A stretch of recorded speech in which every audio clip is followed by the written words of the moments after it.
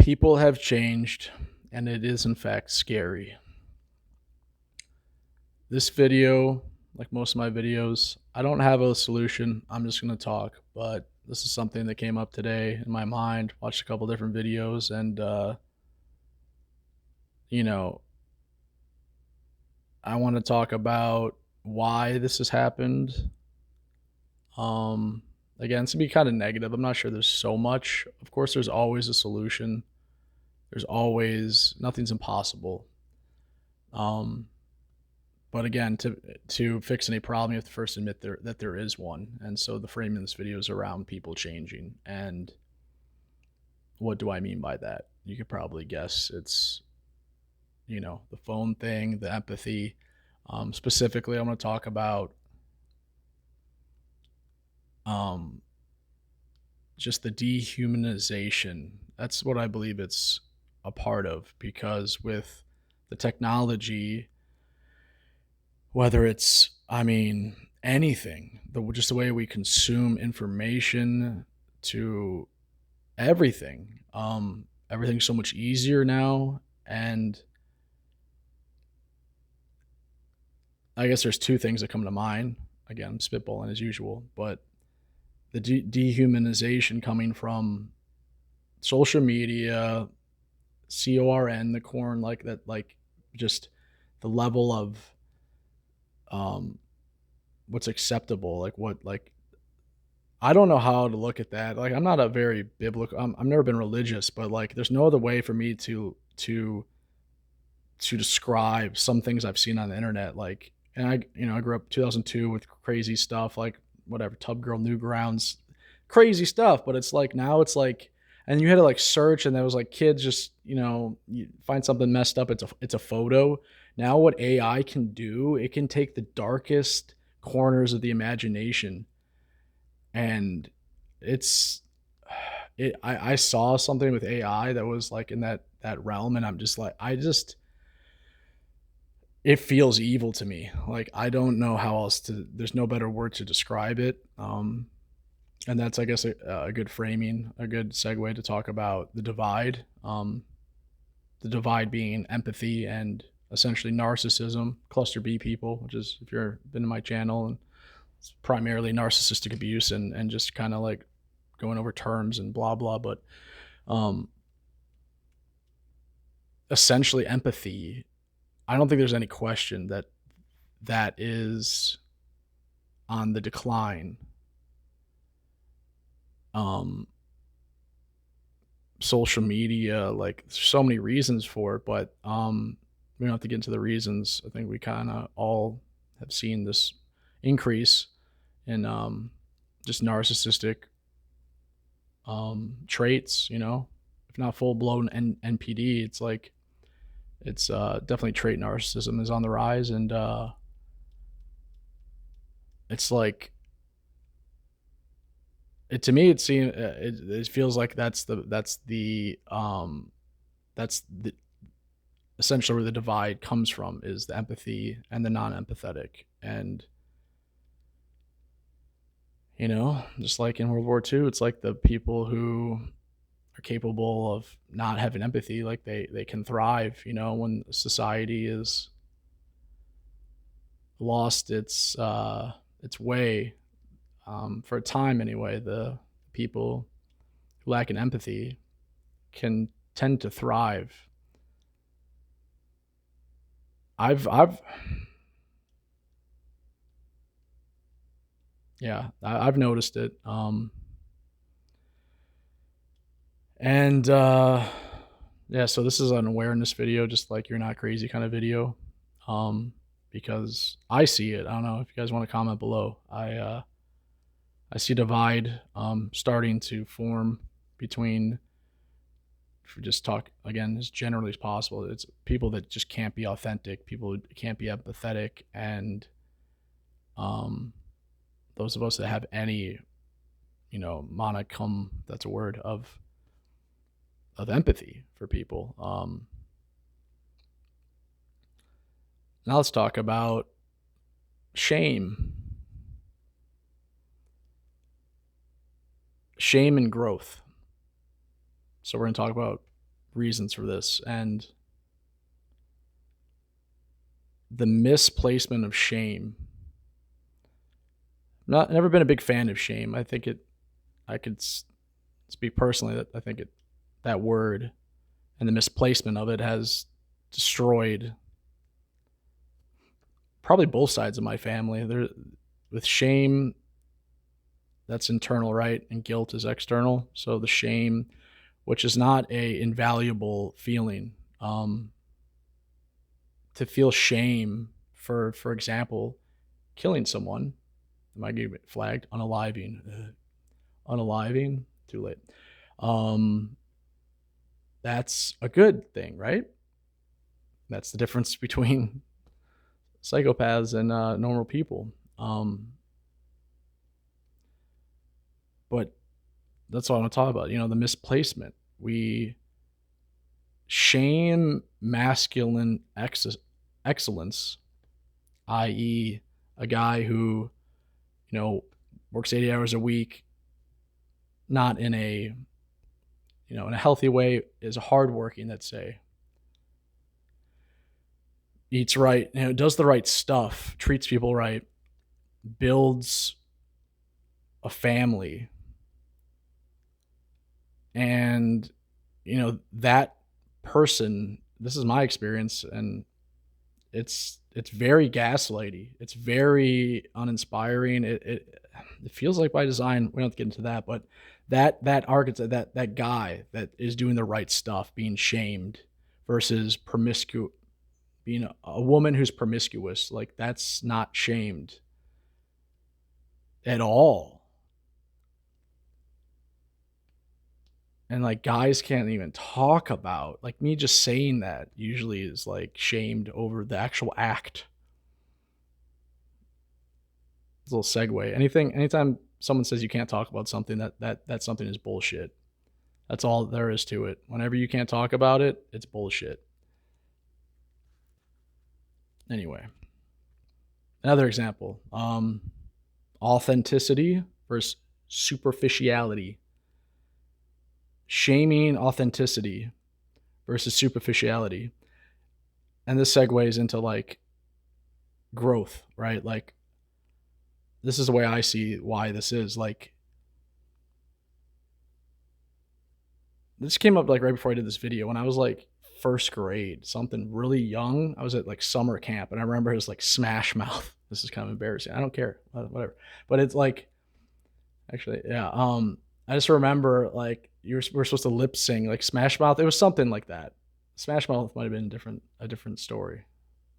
I ran through the woods and heard Smash Mouth playing. I wanted to go listen to it and smash all these stitches at a hole through my gum that I could put my pinky through because I wanted to go hear Smash Mouth. That was separate, but it was a different band, whatever. But we're, all of us, there's all guys. We're all lined up, lights on us, and an audience, and we're supposed to like lip sing a song. I just remember like as a kid, I was just like full confidence, just like I had this image in my brain. I'm just like, and I jumped out, and I was just gonna start like dancing, and I remember my best friend Nick, he grabbed my arm and he's like, no, and he like put doubt in my mind.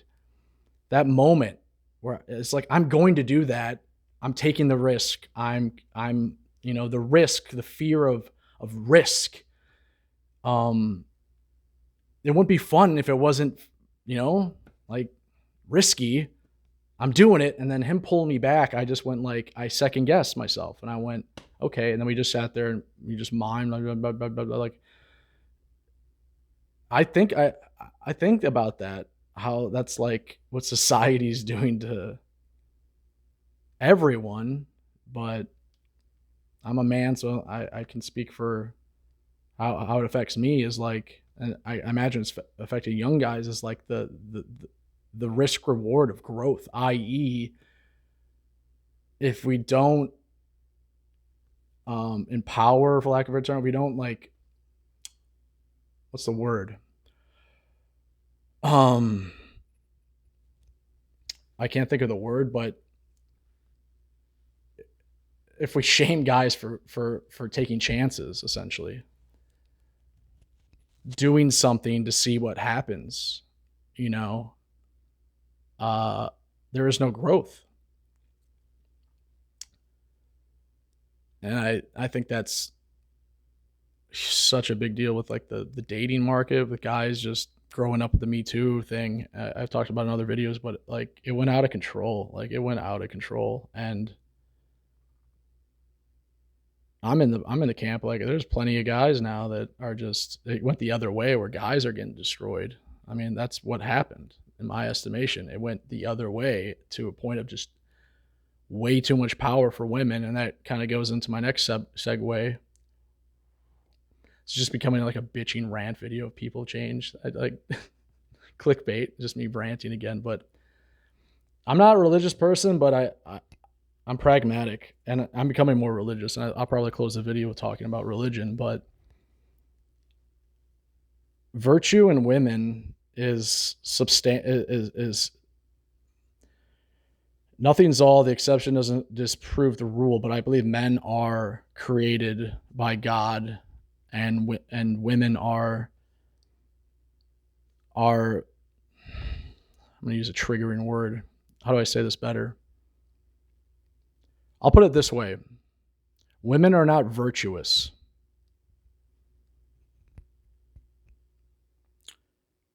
Women are not virtuous. I don't think women, and this is a beautiful thing about women, they're not supposed to be. That's men's job. We are, and I've talked this about in other videos, our sacrifice was to be a man. There is honor involved. You are carrying this like heavy load of work or responsibility, or the burden. It's an unending burden being a man. If you don't feel burdened, you're not being a man, in my estimation. And that's what, and a man in his best, at his best framing, and like in his best, when a man is most mentally healthy, in my estimation, is a man who is thriving while being burdened. In other words, a man is happy to carry a burden. His provide, protection, imperative is eternal, and with that comes, the difference between men and women. Like war brides were a thing. They are the fairer sex. They are to be protected in a society. And when women have carte blanche, of course it's going to go off the rails. When the rubber meets the road, I don't think on a numbers. I mean, again, this is maybe old thinking, bigoted thinking, whatever. And as society changes, maybe men are like, as we are, like Louis C.K. had a great joke about that. Gay men are men, straight men. And I love that joke because it's true. Maybe as we devolve further, straight men are going to continue to be compromised as far as their principles, and have a lot less how do I say this, become very feminine, which is already happening. So, but either way, I think it's biologically that tends to be the case. Anyway,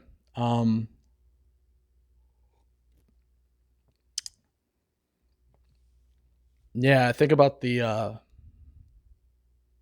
I'll get personal for those of you who are still tuned in to my whatever videos. I'll get personal, and like for me, it's like I grew up with this like I was gaslit hard my whole life, and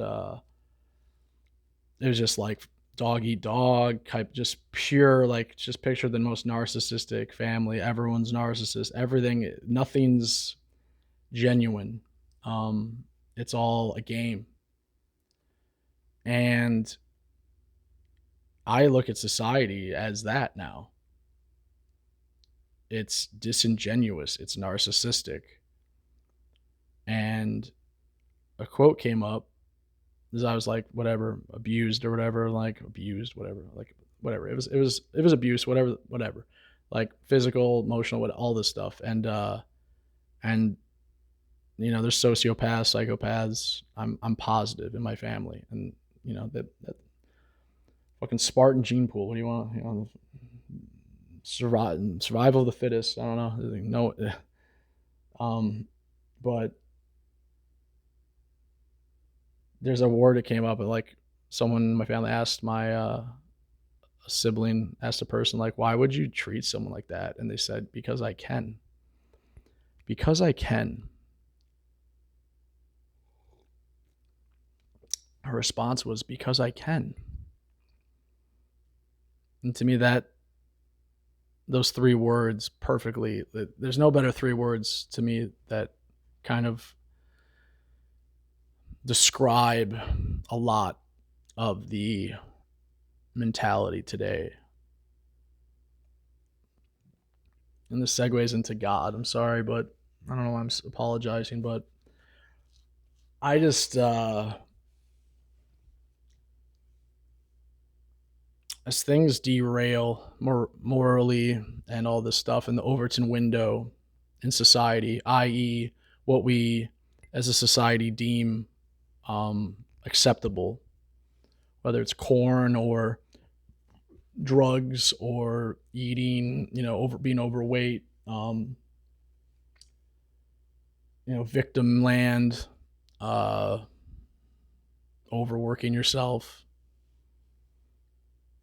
all these things. Like every year that goes by, things become more acceptable. I guess that's what the Overton window is, right? That's like it's the what we consider acceptable. And as like time goes on, it becomes more and more like that. Like it's like a far gone society, like 1995 or something, for example. Like that's just like a different planet, right? So like we start to slip into this world, and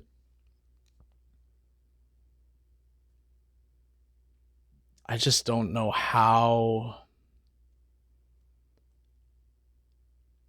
I'll put it this way: there's a cliche, for lack of a better term, of people that find God through, when they're in addiction, or they rock bottom happens, these people find God, and there's like a cynicism about that being like, oh, you weren't strong enough, or that's, or someone doesn't have an answer to something. And like Carlin had a big thing about that.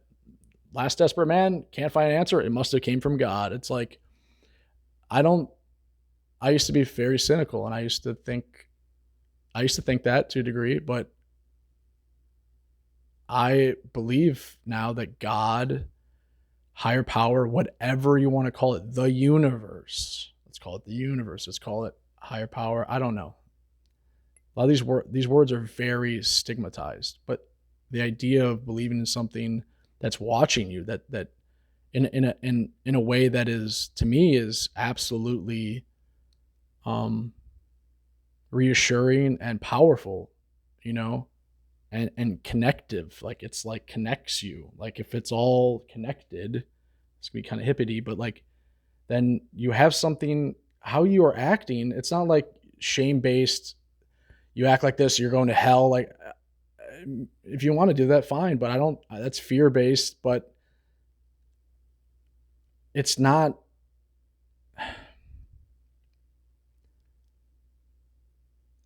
I think at a certain point, that feeling of belief, faith in something that you're taking care of, like is a normal thing in the way that it's almost as normal as breathing. Like I didn't grow up with religion, and I always kind of felt like that. Maybe it was main character syndrome, maybe it was cope, maybe it was narcissism, but it also was like I just think without believing in something greater than yourself, it's like, again, those three words, because I can.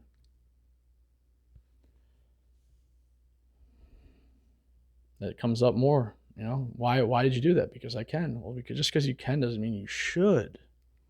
Why not? God's dead.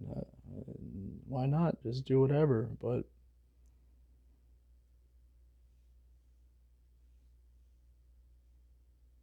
I don't know. I'm more and more feeling like things are balanced, but also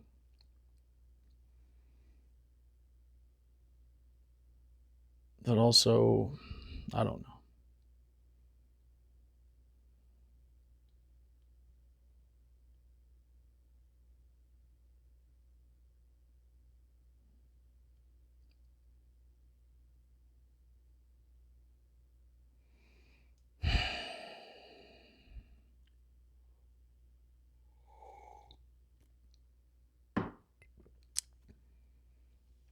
So after that rant,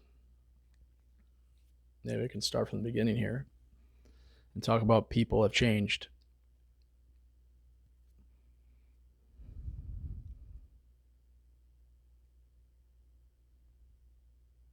People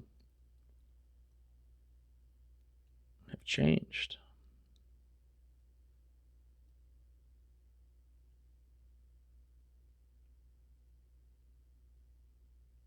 We are devolving. We are not growth minded. If people have the opportunity to play the victim card, they will.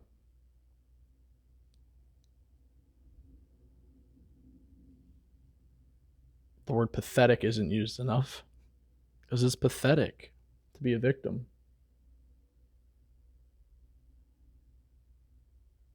It's pathetic.